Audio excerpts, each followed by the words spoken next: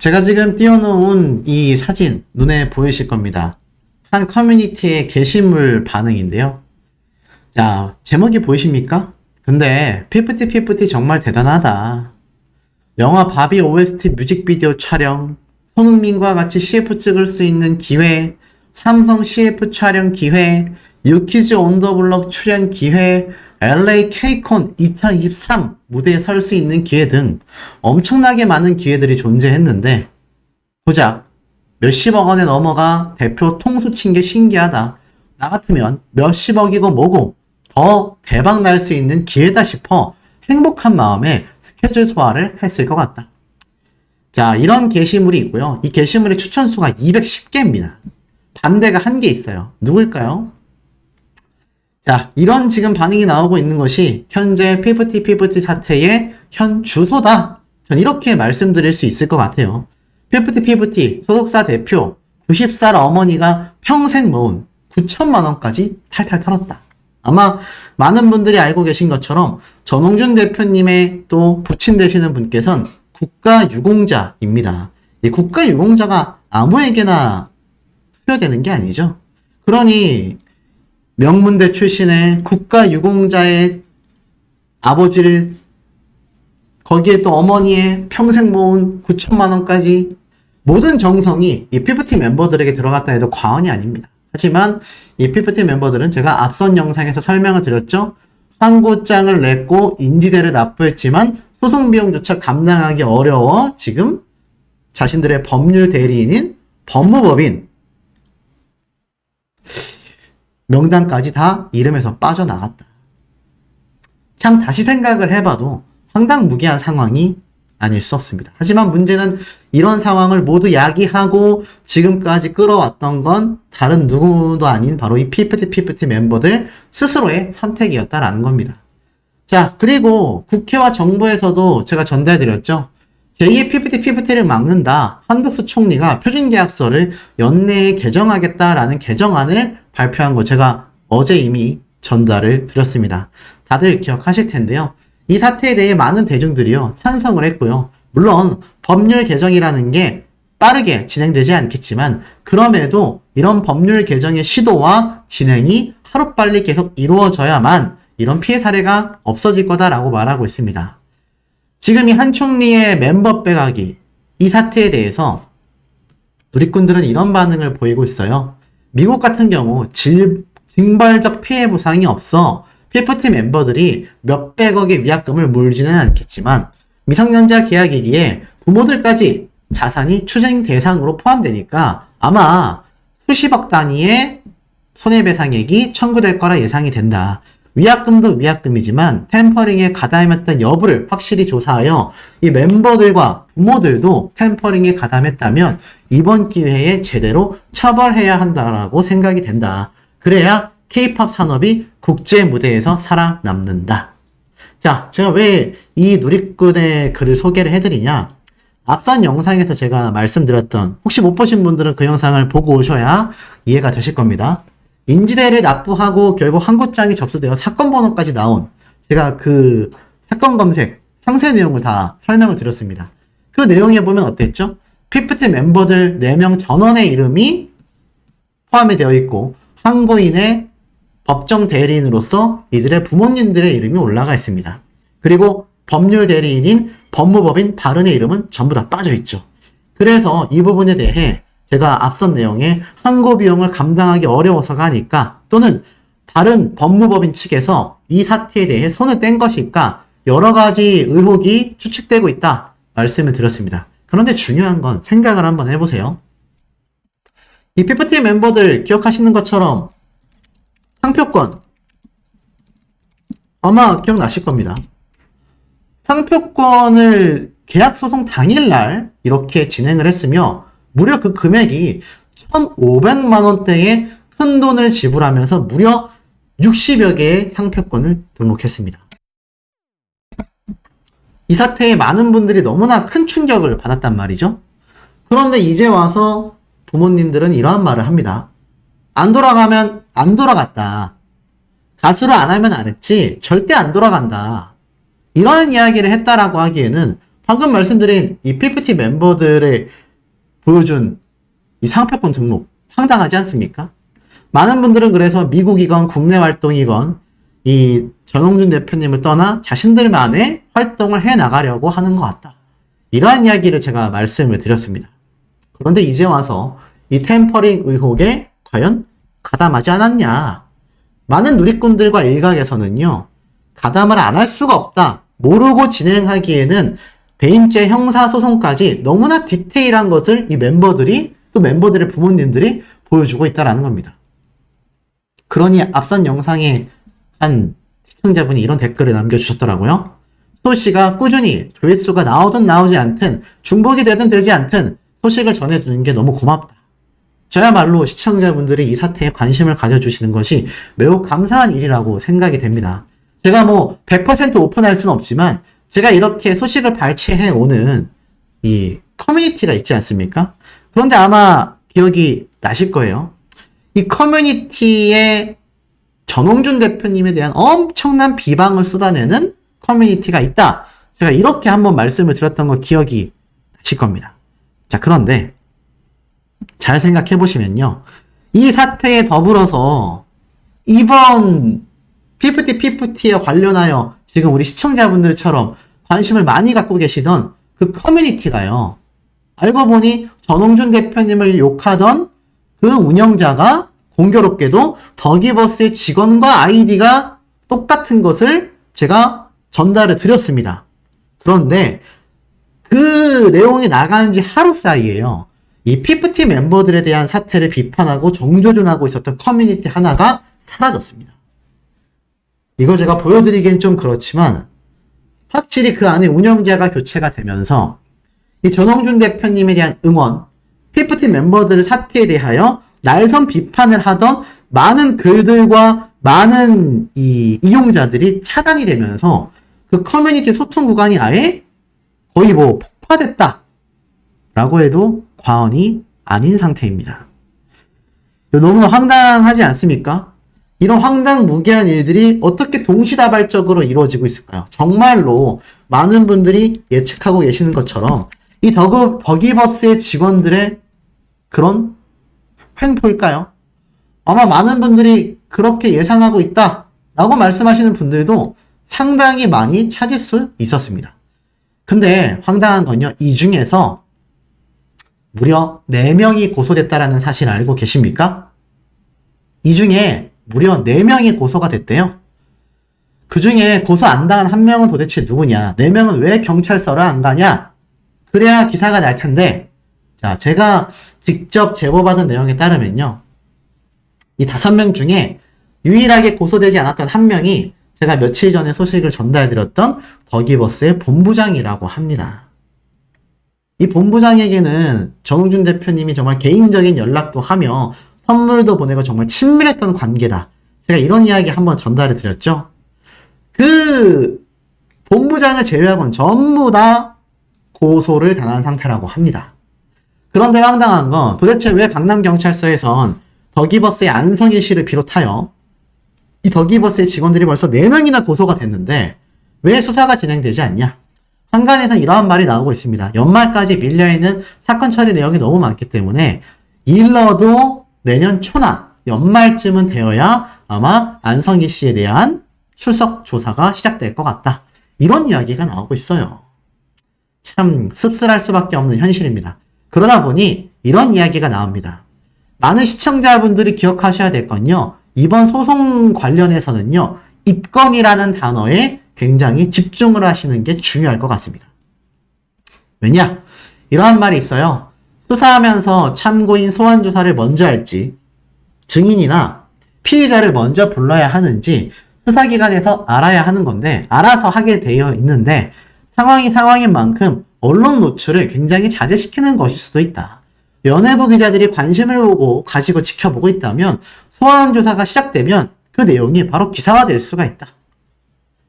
그래서 2020년도에 피의자도 피혐의자로 봐서 명확하게 분리해야 한다라는 소리까지 나온 적이 있다. 그래서 어떻게 조사 처리가 되는지는 알 수 없지만 차후에 입건이라는 단어가 나오게 된다면 이번 사건에서 그야말로 결정적이라고 합니다. 왜냐면 입건이라는 건요, 범죄 혐의가 포착이 되어 기소를 방침으로 검찰에 기소를 하는 바탕을 두고 수사를 공식화하는 절차라고 보면 되는데요. 그래서 소환을 했니, 뭐 출석 조사를 했네, 진술을 받았네가 중요한 게 아니라 입건이라는 단어가 나오는 순간 전홍준 대표님의 승소 확률이 안 그래도 높은 상황에서 거의 90% 이상까지 치솟을 수 있다라는 겁니다.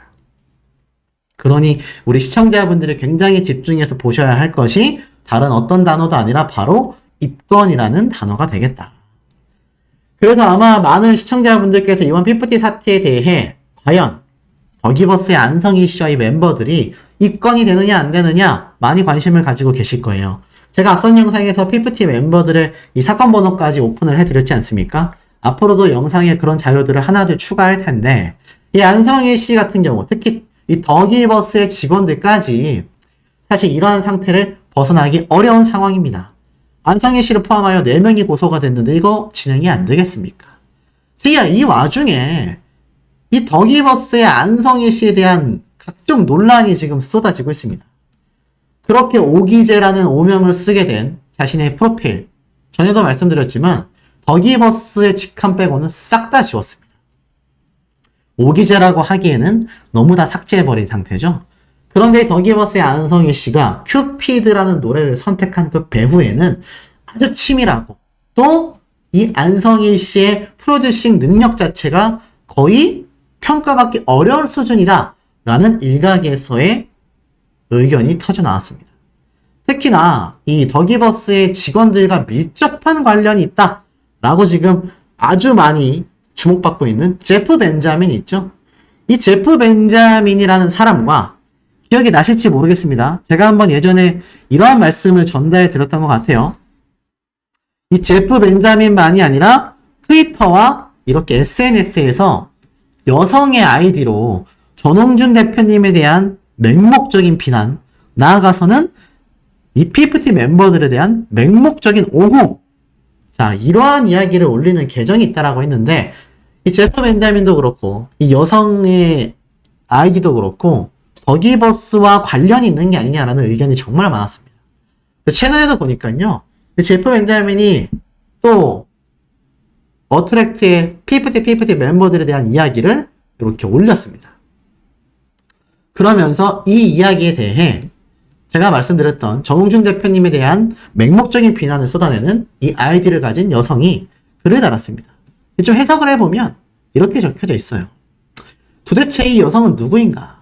최근 해외에서 PFT 관련하여 적극적으로 홍보에 나서는 한 명의 인물이 존재한다.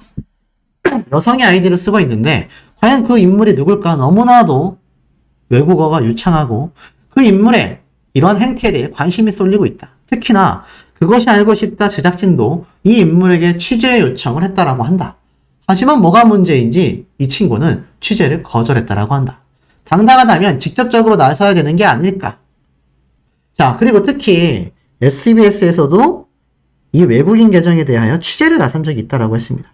지금 어떤 말이 나오고 있는지는 아세요?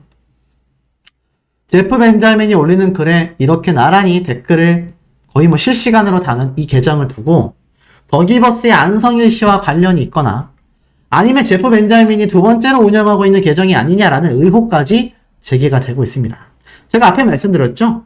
아예 전홍준 대표님을 응원하고 PFT 사태를 주목하고 있는 커뮤니티 하나가 그냥 날아갔다니까요. 그러니 그 이전에 있었던 이 어트랙트 갤러리라는 곳에서 전홍준 대표님에 대한 엄청난 비방을 쏟아내고 있다는 내용이 기사로도 올라왔는데 중요한 건 그것이 더기버스의 직원과 아이디가 동일하다라고 했습니다. 그리고 제프 벤자민과 굉장히 친하며 전홍준 대표님을 맹목적으로 저격하고 비난하는 외국인 계정의 여성이 있는데 이 여성을 SBS에 그것이 알고 싶다가 취재하려 했지만 본인이 스스로 거절을 했다라는 거. 그리고 이러한 사태에 더기버스와 제프 벤자민의 커다란 카르텔까지 의심받고 있는 현재 상황 속에 자, 이 기사를 좀 보여드릴게요. PFT 소속사 어트랙트에서 큐피드를 만든 안성희 씨를 고소를 하게 됩니다. 자, 그러면서 어떠한 말이 있었느냐? 더기버스의 안성희 씨, 큐피드 저작권 꼼수 등록 논란에 대하여 입장을 막 밝히다가 갑자기 어느 날 아무런 입장이 없다 라면서 그냥 이 큐피드 저작권 꼼수 등록에 대한 논란에 대해 말을 아끼게 됩니다. 그러면서 이 큐피드라는 노래의 음원을 사온 과정이 뭐 외국인 프로듀서의 노래를 돈을 주고 구매하고 와서 자신이 프로듀싱을 하여서 이 노래를 큐피드라는 노래로 만들었다. 바로 스웨덴 작곡가였죠. 그런데 이 와중에 안성희 씨가 큐피드라는 노래의 지분을, 저작권 지분을 늘리기 위해서 스웨덴 작곡가의 사인을 위조하기도 했죠. 그래서 이 당시 때 큐피드 지분을 무려 95.5%까지 증가를 시키기도 했습니다. 그래서 스웨덴 작곡가의 지분은 0%, 그리고 멤버 키나의 작사 지분은 6.5%에서 0.5%까지 줄이게 되면서 이 큐피드 지분을 엄청나게 올렸어요. 그런데 여기에서 정말 엄청난 분석을 한 유튜버 분이 있습니다. 그 유튜버 분의 영상 내용에 따르면 깜짝 놀랄 내용이 있어요. 자, 이 안성희 씨가 지금 이 큐피드라는 노래를 애시당초 프로듀싱을 했다라고 이야기를 했습니다. 그리고 아마 기억나실 겁니다. 제가 이 안성희 씨에 대하여 제이워크 그리고 또 다른 가수인 럼블피, 자, 이 두 가수들에 대하여 역시나 예전에도 이 노래에 대한 표절 시비 논란에 휩싸였었다라고 이야기를 했습니다. 자, 더기버스의 안성희 씨가 저작권 지분을 엄청나게 높인 것도, 사인을 위조해서 자신의 이런 뒷작업을 했다라는 것도 낱낱이 밝혀지면서 굉장한 비판을 받기도 했습니다만 더 중요한 사실이 있었다라고 합니다. 애시당초 더기버스의 안성희 씨가 큐피드라는 노래를 스웨덴 작곡가에게 사왔으며 그 이유가 존재한다라고 말을 했던 건데요. 자, 거기에 대해서 이러한 의견이 하나 쏟아졌습니다. 어떤 의견이었느냐?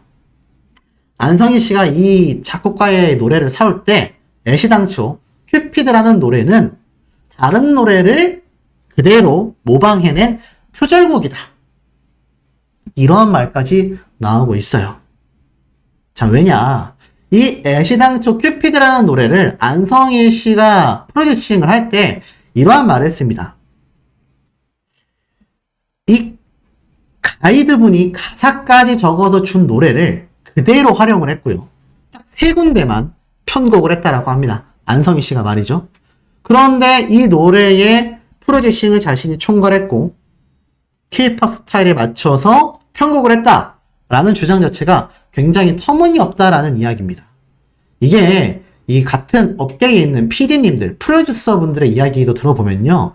이 안성희 씨가 한 거를 편곡이라고 하기에는 굉장히 민망하다라는 평가까지도 쏟아지고 있습니다. 심지어 그것이 알고 싶다에서는요. 이 안성희 씨가 프로듀싱했다라고 하는 이 큐피드의 노래의 데모 버전과 완곡 버전이 거의 차이가 없다라고 그것이 알고 싶다에서도 방송에 보도가 됐습니다. 가사도 단어 3개밖에 바뀌지 않았으며 멜로디와 노래의 전체적인 흐름, 그 안에 들어가는 여러 가지 음원적인 부분이 바뀐 것이 거의 없었다라고 해요. 쉽게 말해서 이 스웨덴 작곡가에게 사온 노래를 그대로 더기버스의 안성희 씨가 그냥 노래로 낸 겁니다. 그러면서 이 작곡가의 사인까지 위조하면 지분을 늘리게 된 것이죠. 자, 그렇다면 이 큐피드라는 노래가 표절 시비 논란에 있는 원곡은 무엇일까요? 바로 Prom Dress라고 하는 노래입니다. 자, 이 Prom Dress라고 하는 노래가 무엇이냐? 여기 보면은 I am sitting here crying in my prom dress라고 되어 있습니다. 무슨 말이냐면 나는 여기 앉아 이 파티에서 울고 있다. 그러면서 이 뒤에 나오는 연결되는 이 부분 가사의 의미는요. 우는 것이 만약 경쟁이라고 한다면 나는 이 파티장에서의 여왕이 되겠다. 이러면서 가사가 이어지는데 이게 뭔 말인지 이해가 잘 안 되실 거예요.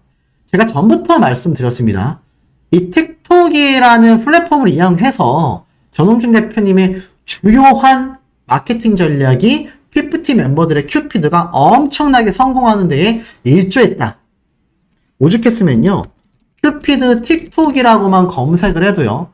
이 관련된 챌린지, 쉽게 말해서 이 멤버들이 보여주는 댄스와 노래와 어우러지는 이 동영상의 모습을 그대로 도전하는 그것을 챌린지라고 합니다. 그래서 이런 챌린지를 틱톡에 얹으면서 엄청나게 유행이 됐거든요. 그런데 이 챌린지를 다른 많은 일반인들도 지금 제가 방금 보여드렸던 이 틱톡이라는 사이트에서 자신만의 스타일로 표현하고 있다는 겁니다. 그런데 아까 말했던 내가 울고 있지만 나는 이 무도의 여왕이 되겠다라고 하면서 나오는 그 가사 대목에 이 프롬드레스가 지금 보여드리고 있죠, 제가. 이렇게 학생으로 보이는 당사자가 등장하여 그 노래에 맞춰 파티의 여왕이 되겠어라는 부분에서 여왕처럼 드레스를 탁 갈아입는 저 스타일의 영상이 틱톡에서 엄청나게 유행을 하게 됩니다. 쉽게 말해서 어린 학생이 여성스러운 여왕으로 변신을 하는 그런 모습이 많은 여성 틱톡 이용자들에게 이슈가 된 거죠. 그래서 이 내용이 굉장히 일파만파 번졌는데 이 프롬드레스라고 하는 노래 자체가 애시당초 큐피드의 음원과 나아가선 제가 말씀드렸던 이 멤버들의 큐피드 노래 챌린지 댄스가 유사한 부분이 많이 존재한다라는 겁니다. 심지어 중요한 건 큐피드의 음원 스타일과 흐름 자체가 제가 방금 말씀드린 이 틱톡에 나왔던 프롬드레스라고 하는 이런 챌린지를 만들어내는 음원과 큰 차이가 없다라는 겁니다. 그러니 이 안성희 씨가 애시당초 이 큐피드라는 노래를 샀던 것도 이 프롬드레스라는 노래와 유사한 멜로디, 그리고 전홍준 대표님이 이 틱톡이라는 플랫폼을 이용해서 이렇게 대박을 터뜨릴 수 있다라는 가능성을 이미 안성희 씨가 포착을 하고서 이 큐피드라는 노래를 사왔으며 애시당초 편곡 능력 또는 프로듀싱 능력 자체가 뛰어나지 못했기 때문에 이 안성희 씨가 결국엔 어떻습니까? 이 큐피드라는 노래를 거의 바꾼 것도 없이 그대로 발매를 하게 됐고 그 와중에 이 안성희 씨는 이 큐피드라는 노래의 지분을 엄청나게 95.5%까지 늘려버리게 된 겁니다. 여기에는 멤버의 지분까지 줄어버렸어요. 이 피프티 멤버들 이런 안성희 씨를 어떻게 믿고 신뢰했는지 전 제 머리로는 잘 이해가 가지 않습니다. 전체적으로 보면 어떻습니까? 피프티 멤버들 제가 앞에 말씀드린 것처럼 다른 법무법인 법률 대리인들도 손절했거나 이 항고 비용조차 감당하기가 녹록치 못한 상태다. 거기에 안성희 씨는 큐피드라는 노래로 자신의 이익을 챙기기 위해 지분을 증가시켰고 그 노래조차 표절심의 논란에 휩싸이고 있다. 그리고 큐피드뿐만이 아니라 피프티 멤버들을 옹호하고 나아가서는 더기버스를 옹호하는 이 뒷배 세력들이 온라인에 여론조장까지 하고 있다. 갈수록 정말 최악도 여기까지가 최악인 줄 알았는데 더 최악이 남아있네 라는 걸 보여주고 있지 않을까요?